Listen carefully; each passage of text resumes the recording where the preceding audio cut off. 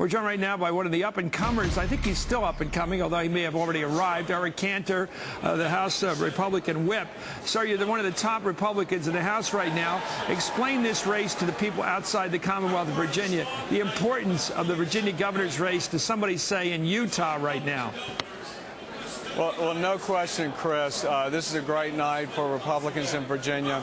And clearly the people of this Commonwealth have said enough with the spending, enough with the waste, enough with the government overreach.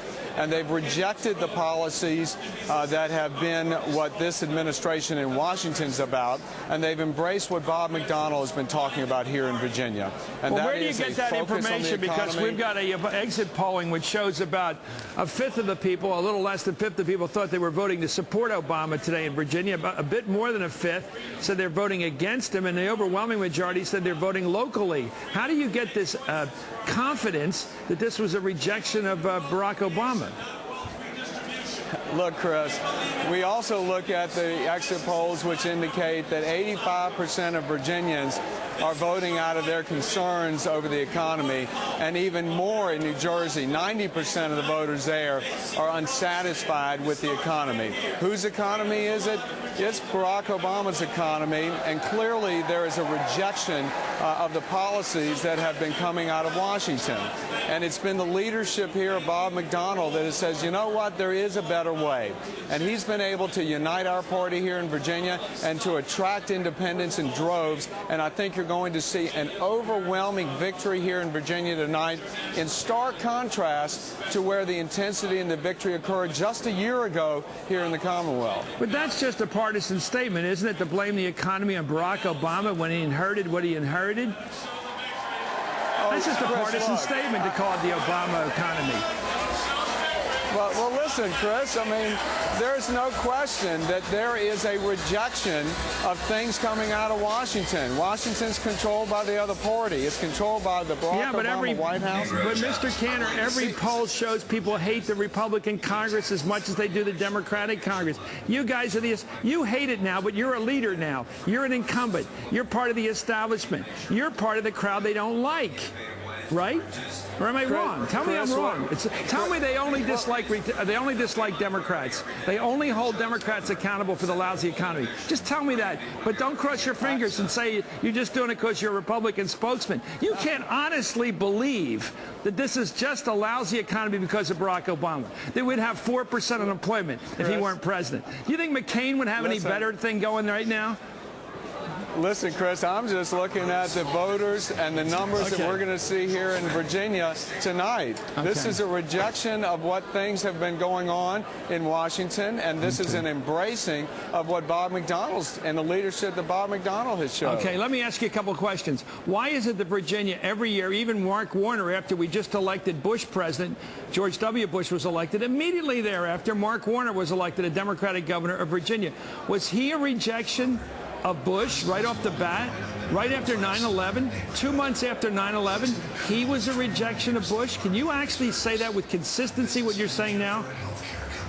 I think what we're seeing here in Virginia is a rejection of the theory that you and others, really, Chris, had put out last year, that somehow our traditionally red state had gone blue or purple. And I think what it really says is this is a warning shot to the Democrats and to the president that, you know what, the policies they're pursuing are not being embraced by a state that you yourself had talked about a year ago as going to the blue column.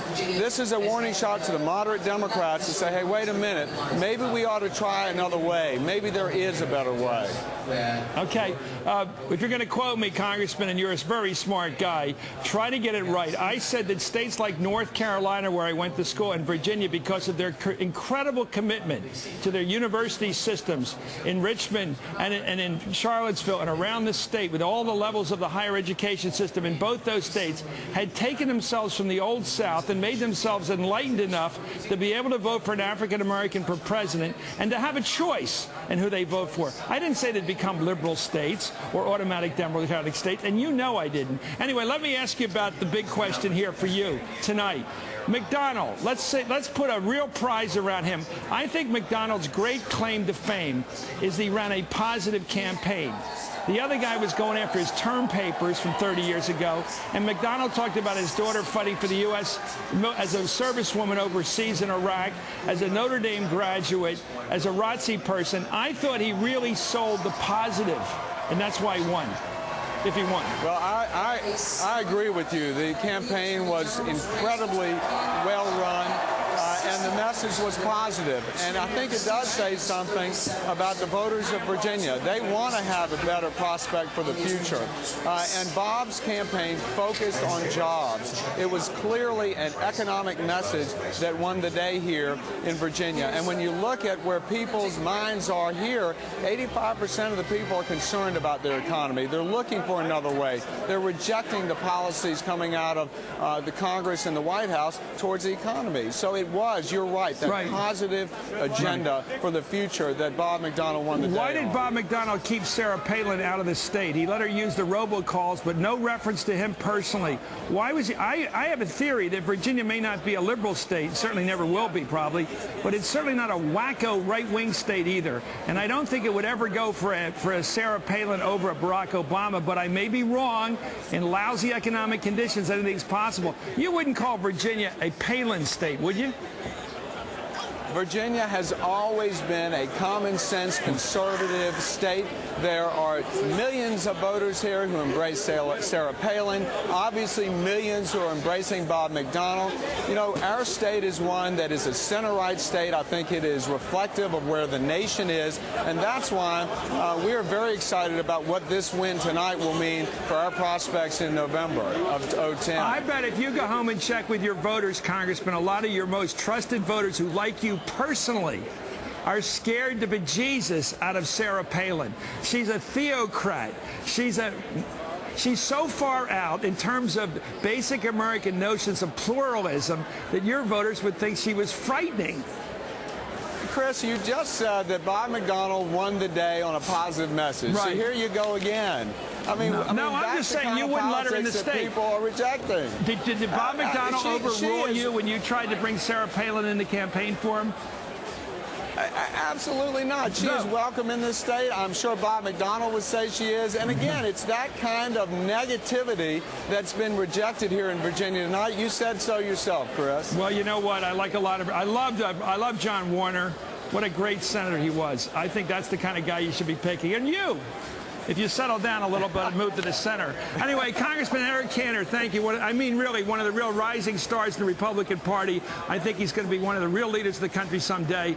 I'm not sure it's great, but I think it's going to happen. Anyway, thank you, Congressman Cantor, for coming on Hardball. Please come back. As you can tell, you're very welcome here.